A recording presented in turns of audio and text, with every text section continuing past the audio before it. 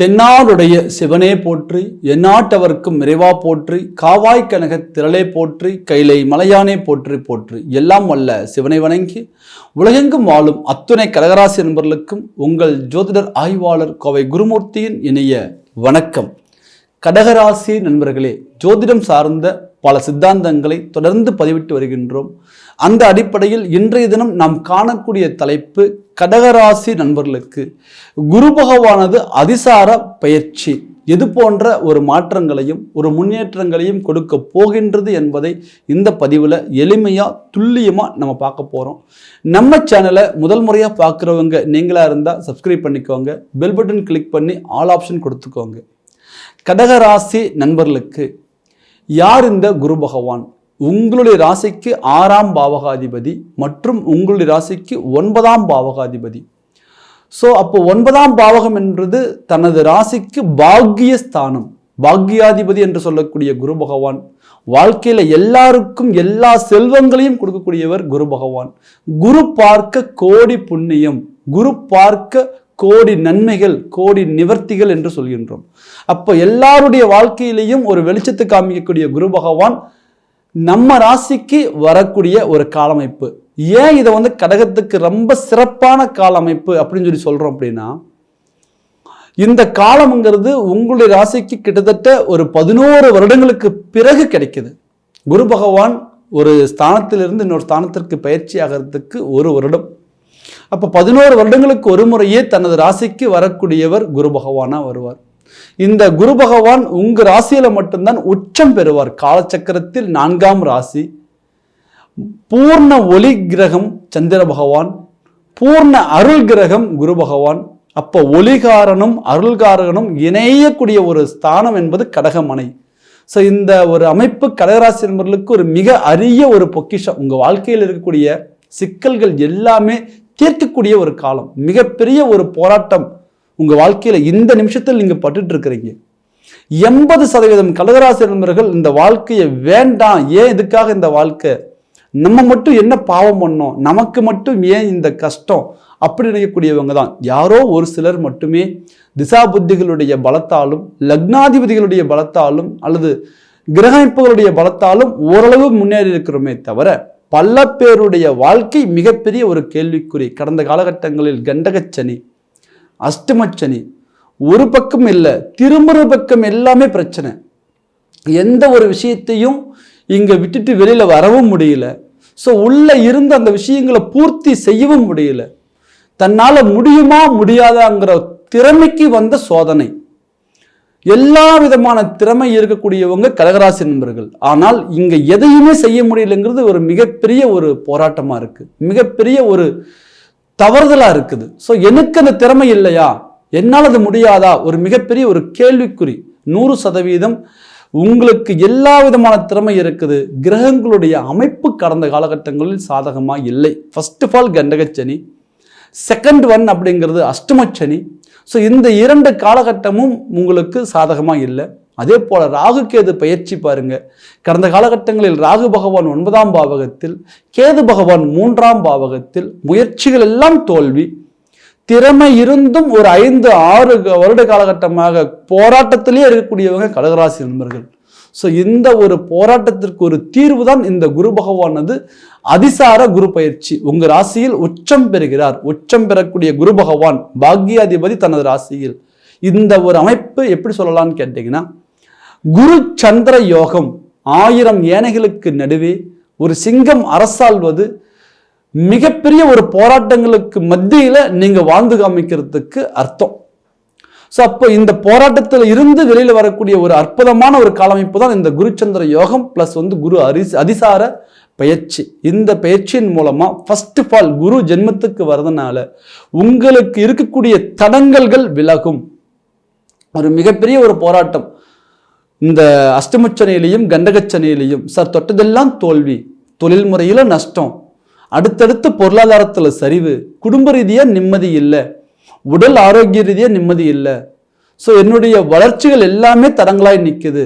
So இதில் குறிப்பாக வந்து பார்த்தீங்கன்னா ஆண்களுக்கு தொழில், பொருளாதாரம், கடன், வெளிவட்டார பிரச்சனை, பெண்களுக்கு வந்து பார்த்தீங்கன்னா குடும்ப ரீதியாக புகுந்த வீட்டில் சிக்கல், கணவன்கிட்ட ஒரு நல்ல ஒரு பேர் இல்லை, குழந்தைகிட்ட இன்னைக்கு ஒரு நல்ல ஒரு பற்றுப்பாசம் இல்லை, புகுந்த வீட்டில் எவ்வளோ உண்மையாக இருந்தோ அந்த இடத்துல நமக்கு ஒரு அங்கீகாரம் கிடைக்கல, தாய் வீட்டு பக்கம் இருந்தும் நமக்கு ஒரு நிம்மதி இல்லை, பிளஸ் வந்து புகுந்த வீட்லேயும் சந்தோஷம் இல்லைங்கிற ஒரு போராட்டம், எல்லாரையும் அரவணைச்சு கொண்டு போகக்கூடிய கடகராசி பெண்கள் இன்னைக்கு யார்கிட்டையுமே ஒரு நல்ல பேர் இல்லாம நம்ம உண்மையா இருந்தும் கூட கெட்ட பேர் வாங்கிட்டுமேங்கிற ஒரு மன வருத்தத்தில் இருக்கிறீங்க அப்படின்னா அந்த வார்த்தைக்கு மிகையாகாது.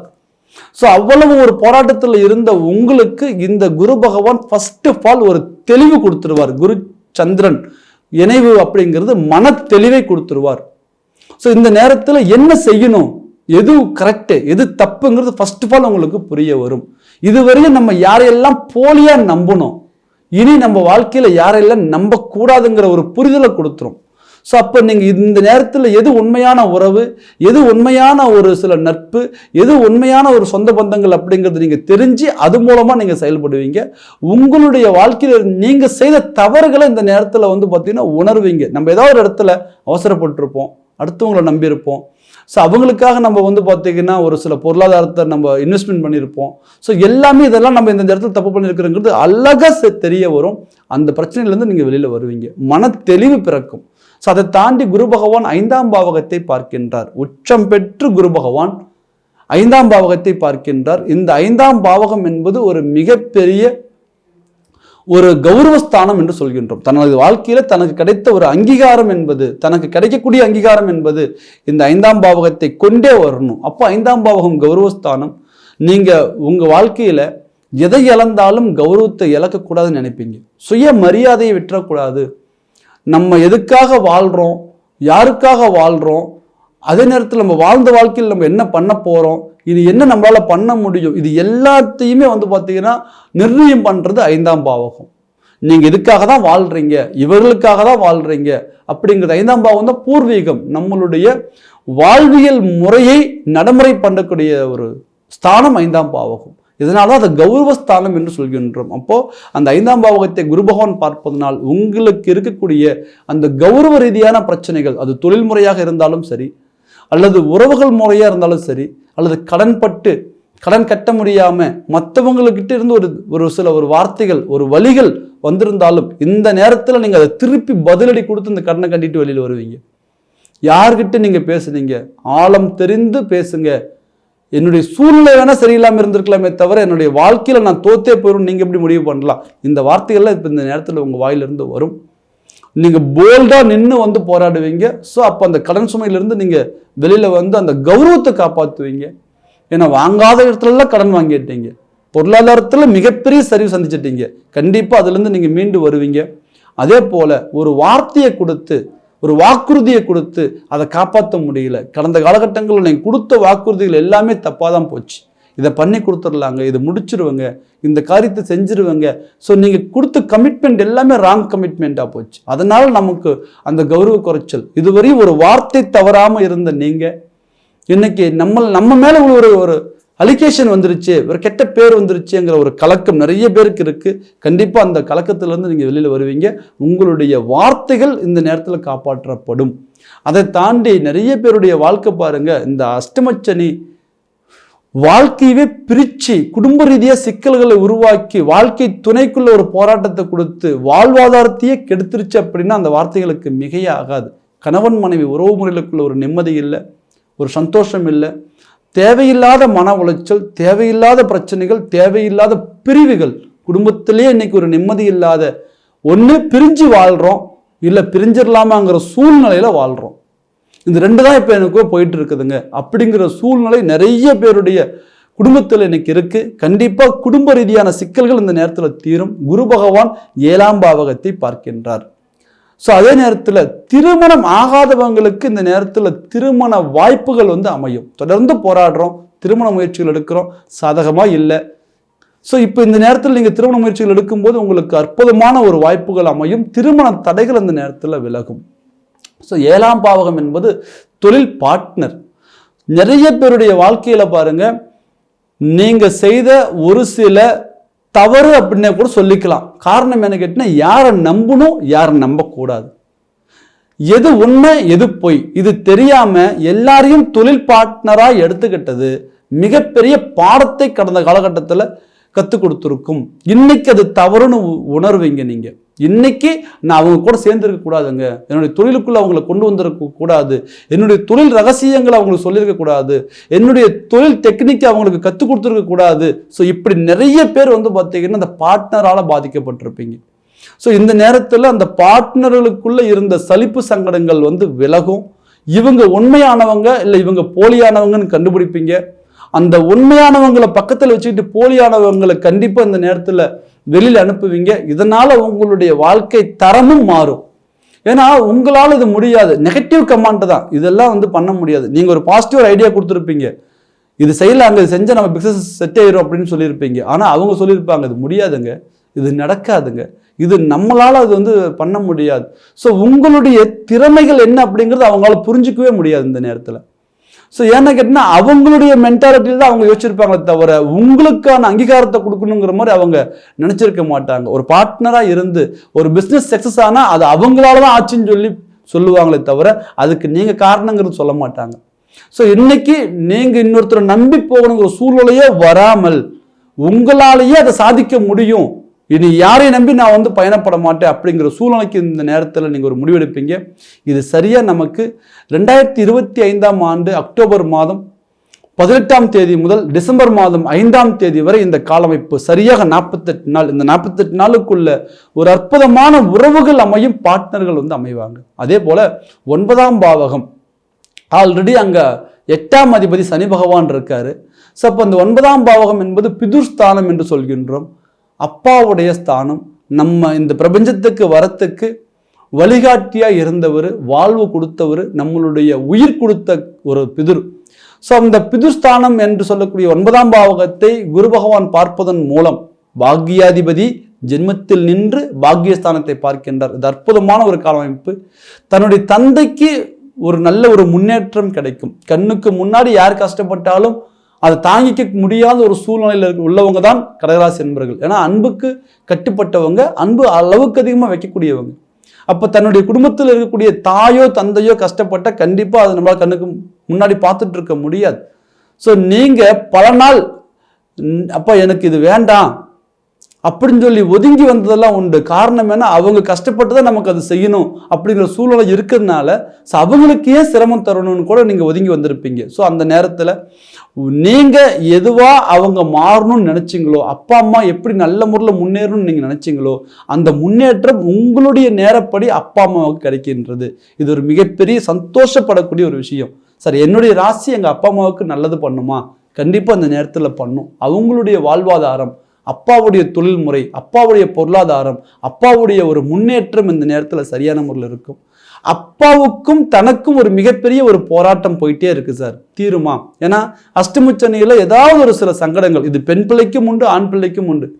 அந்த பிறந்த வீட்டு ஒரு உறவு அப்படிங்கிறது நிறைய பேருக்கு கடந்த காலகட்டங்களில் பகையாகி ஒரு பிரிவினை கொடுத்துருச்சு. இந்த நேரத்தில் அது பலப்படும். ஸோ அப்பா வழி சொத்துக்கள் சேரக்கூடிய ஒரு யோக பாக்கியங்கள் உண்டு. அதையும் தாண்டி குரு பகவான் ஜென்மத்தில் நிற்கிறார் இல்லையா? நிறைய பேருக்கு ஒரு மிகப்பெரிய ஒரு கேள்விக்குறி. சரி இப்போதான் சனி போனாரு, அதுக்குள்ள குரு வந்திருக்காரு, ஜென்ம குரு பலவிதமான போராட்டத்தை கொடுப்பாங்கன்னு சொல்றாங்க, ஏதாவது சிக்கல் வந்துருமா? இந்த பயத்தோட தான் இந்த குரு பயிற்சி நிறைய பேர் பார்ப்பீங்க. 100% உங்களுடைய ராசியில் குரு நிற்பது, அவர் உச்சமனையில் நிற்கின்றார். இந்த இடத்துல பாருங்க, குருச்சந்திர யோகம் பிறக்கும். சந்திரன் கடகத்தில் ஆட்சி, குரு பகவான் உச்சம். ஸோ இந்த 2 கிரகங்கள் இணையும் பொழுது கடகராசி என்பவர்களுக்கு வாழ்க்கையில கிடைக்கவே இல்லை அப்படிங்கக்கூடிய அத்துணை விஷயங்களும் இந்த நேரத்தில் கிடைக்கும். இதுவரையும் எனக்கு இந்த பாக்கியம் கிடைச்சதில்லை, இந்த காரியம் நடந்ததில்லை, இந்த பிஸ்னஸ் செட் ஆனதில்லை, இந்த உறவு முறை நமக்கு சொந்த பந்தம் நமக்கு உண்மையா இல்லை, எதுவாக இருந்தாலும் இந்த நேரத்தில் உங்களுக்கு அது சாதகமாக முறையில் அமையக்கூடிய ஒரு அற்புதமான ஒரு தருணம். உங்கள் வாழ்க்கையில் இருக்கக்கூடிய பண ரீதியான கஷ்டங்கள் விலகும், மன ரீதியாக இருக்கக்கூடிய ஒரு போராட்டங்கள் விலகும், திருமண தடைகள் விலகும், பிரிந்த கணவன் மனைவி உறவு முறைகள் பலப்படும். ஸோ உத்தியோக ரீதியாக நல்ல ஒரு முன்னேற்றம் கொடுக்கும், தொழில் ரீதியாக நல்ல ஒரு வளர்ச்சிகள் கொடுக்கும், பொருளாதார ரீதியாக நல்ல ஒரு மேன்மைகளை கொடுக்கும், பணம் ரீதியாக ஒரு சில சிக்கல்களை அழகாக சரி பண்ணி கொண்டு வருவீங்க. அயல் நாட்டில் இருக்கக்கூடியவங்களுக்கு ஒரு மிகப்பெரிய ஒரு பலம். கடகராசியில் பிறந்தவங்களுக்கு கடல் தாண்டி போய் தொழில் செய்யணுங்கிற ஒரு பிராப்தம் உண்டு. அப்போ அந்த அயல் நாட்டில் போய் வாழக்கூடிய கடகராசி நண்பர்களுக்கு ஒரு மிகப்பெரிய ஒரு வாழ்வியல் மாற்றம் இந்த 48 நாள் கொடுக்கும். ஏன்னா போராடி தான் நீங்கள் அந்த இடத்துல இருக்கிறீங்க. ஒரு தெளிவாக இல்லை. பார்க்குறவங்க கண்ணுக்கு இக்கரைக்கே அக்கறை பச்சை அப்படிங்கிற மாதிரி சொல்லிக்கலாமே தவிர அங்கே இருக்கக்கூடிய பிரச்சனைகள் எல்லாமே உங்களுக்கு மட்டும் தான் தெரியும். ஸோ இது நிறைய பேருக்கு நீங்கள் வெளியில் சொல்லக்கூட மாட்டீங்க. ஏன்னா நம்ம கஷ்டம் அவங்கள பாதிச்சிடக்கூடாதுன்னு நீங்கள் நினைப்பீங்க. ஸோ அதனால் உங்களுக்கு கடல் தாண்டி போய் இருக்கக்கூடியவங்களுக்கு ஒரு அற்புதமான ஒரு மேன்மைகளும் முன்னேற்றங்களும் பதவி உயர்வுகளும் இந்த நேரத்தில் உறுதியாகும். ஸோ கடகத்துக்கு ஒரு மிகப்பெரிய ஒரு வாய்ப்பு இந்த குரு சந்திர யோகம் ப்ளஸ் குரு பகவானுடைய அதிசார பயிற்சி. இதை முறையாக பயன்படுத்துங்க. இந்த நேரத்தில் நீங்கள் தெரிஞ்சிக்க வேண்டியது தன்னுடைய சுய ஜாதகம் சாதகமாக இருக்கின்றதா. ஜாதகம் சாதகமாக இருந்தால் மட்டும்தான் கோச்சார பலன் நமக்கு சாதகமாக இருக்கும். குருவும் சந்திரனும் இணையக்கூடிய இந்த தருணத்தில் திசா புத்திகள் சாதகமாக இல்லை அப்படின்னா இந்த பலன்களில் நிறைய மாற்றங்கள் வந்துடும். நமக்கு நடக்கக்கூடிய நல்லது கூட நடக்கிறதுக்கு விடாமல் தடங்கல் பண்ணுறதுக்கான வாய்ப்புகள் உண்டு. அப்போ இந்த நேரத்தில் உங்களுடைய சுய ஜாதகத்தை தெளிவாக பார்த்துக்குவாங்க. அப்படி துல்லியமாக பார்த்துக்குன்னு நினைக்கக்கூடியவங்க கீழே இருக்கிற நம்பருக்கு ஃபோன் பண்ணுங்க. உங்களுடைய முன்பதிவை பதிவு பண்ணுங்க. உங்கள் ஜாதகத்தை வாட்ஸ்அப் மூலமாக அனுப்புங்க. உங்களுக்கான கேள்விகளை நீங்கள் துல்லியமாக கேட்டு உங்களுக்கான பலனை நீங்கள் துல்லியமாக தெரிஞ்சு இனி நம்ம வாழ்க்கையில் அடுத்த லெவலுக்கு நமக்கு எப்படி போகணும். ஏன்னா 5 வருஷம் போராட்டத்துக்கு பிறகு ஒரு நல்ல ஒரு கிரகம் இப்போ உங்களுக்கு இது. ஸோ இந்த கிரகம் இப்போ நம்ம பலகீனப்படுத்திடக்கூடாது, நம்ம விட்டுறக்கூடாது. இதில் நம்ம ஏதாவது பெரிய லெவலில் சாதிக்கணும், அதுக்கான ஒரு வாய்ப்புகள் இருக்கா அப்படிங்கிறது தெரிஞ்சு நீங்கள் உங்களுடைய முயற்சிகளை பலப்படுத்துங்க. கண்டிப்பாக நீங்கள் வாழ்க்கையில் ஜெயிப்பீங்க. கடகராசி என்பவர்களே, மீண்டும் ஒரு அழகான தருணத்தில் உங்களை சந்திக்கும் வரை உங்களிடமிருந்து விடைபெறுவது உங்கள் ஜோதிடர் ஆய்வாளர் கோவை குருமூர்த்தி. நன்றி, வணக்கம்.